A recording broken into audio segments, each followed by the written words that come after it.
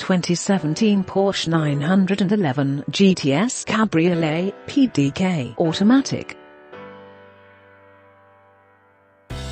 The 2017 model year was a big one for the Porsche 911, with the current 991 generation model emerging from its mid-cycle nip/tuck with some light cosmetic touch-ups, updated infotainment systems. Most significant, a new twin-turbocharged 3.0-litre flat six that's available in 3 states of tune, each yielding 20 more horsepower and buckets more torque, when compared with the previous models.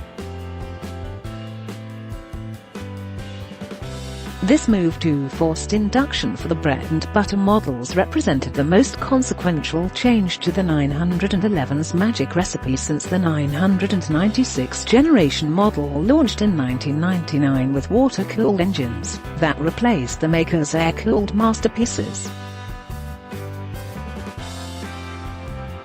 Highs. Spectacularly quick, aggressive yet classy styling, costs less than a Carrera S with the same go-faster options. Lows. Macabre interior decor, loud cabin, still hard to afford. It didn't take long for the 991's new engine to win us over, pretty much blowing our minds and leaving us scrambling for superlatives in the 7 instrument of tests we've already conducted on different configurations of the 370 horsepower Carrera and the 420 horsepower Carrera S. The slowest hitting 60 miles per hour in 4 seconds flat, and the quickest doing the deed in just 3.1. Furthermore, each variant demonstrated cornering tenacity to the tune of at least 1.00 grams and stopping power from 70 miles per hour in less than 150 feet. But until now, when we strapped our test gear to this white over black convertible, we had only gotten our hands on one 450 horsepower Carrera GTS model, a stick-shift cabriolet. The GTS trim arrived late in the model year wearing its signature blackout garb, and offering a full complement of performance features that are extra cost items on lesser Carreras. Got keys? We'll test. Porsche's dual-clutch automatic transmission, a $3,720 option marketed as PDK, commonly produces quicker acceleration times than the equivalent stick-shift model. And this car did not disappoint. In fact, this GTS proved to be the quickest Carrera yet, thanks equally to the snap-shifting PDK and the Sport Chrono package's quartet of driving modes, 2 of which unlock a launch control sequence that is among the world's simplest and most brutally effective. From a stop with the stability control switched off, holding the brake with one's left foot and standing on the gas pedal with the right, the engine shoots to just over 6,000 RPM and halts. Releasing the brake sends the 34.75-pound ragtop hurtling toward the horizon with explosive force, and, remarkably, no wheel spin.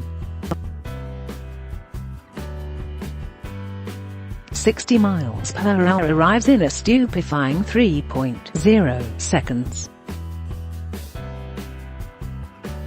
Keep it planted, and you'll see 100 miles per hour in just 7.3 seconds and 150 miles per hour in 19 flat, 1.0 and 1.4 seconds sooner than its human-shifted counterpart. passing is likewise instantaneous, with the 30 to 50 and 50 to 70 mph bursts taking just 2.5 seconds apiece, including the time required for the PDK to downshift. For even quicker passes, a press of the Sport Response button drops the PDK into the perfect gear and primes the throttle in anticipation of just that sort of thing. Geez, pulled. Unsurprisingly, the two GTS examples perform similarly in matters not involving shifting. This car's 1.03 grams of maximum grip splits the difference between the other GTS Cab's 1.05 grams and the slightly heavier PDK-equipped Carrera S Cabriolet's 1.00 grams. Like each of those cars, this one featured the optional $2,090 rear-wheel steering that tightens the turning circle at low speeds, while stabilizing the car during high-speed lane changes. Both appreciable benefits considering the 911's combination of a short wheelbase and foot-wide rear tires. Even better, the perfectly weighted steering feel we've come to love in every 991.2 remains delightfully organic in the GTS. Perhaps even more so with its standard small diameter GT steering wheel wrapped in nappy faux suede. The same stuff found in the seat inserts and on the lower dash and door panels.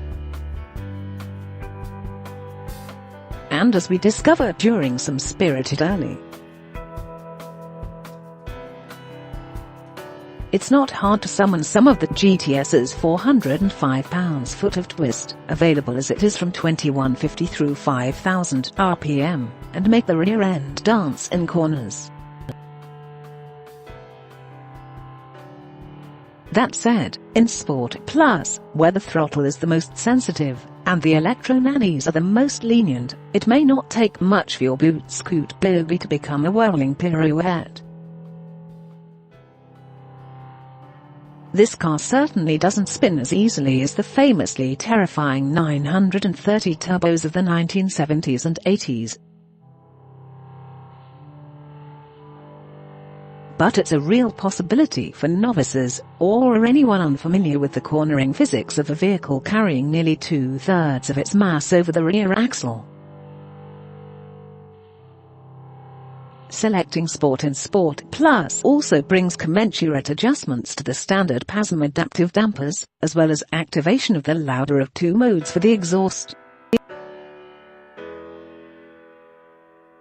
Fortunately, the exhaust volume can be adjusted separately via a button on the console in the event that you want to wake up the powertrain without waking up the neighborhood.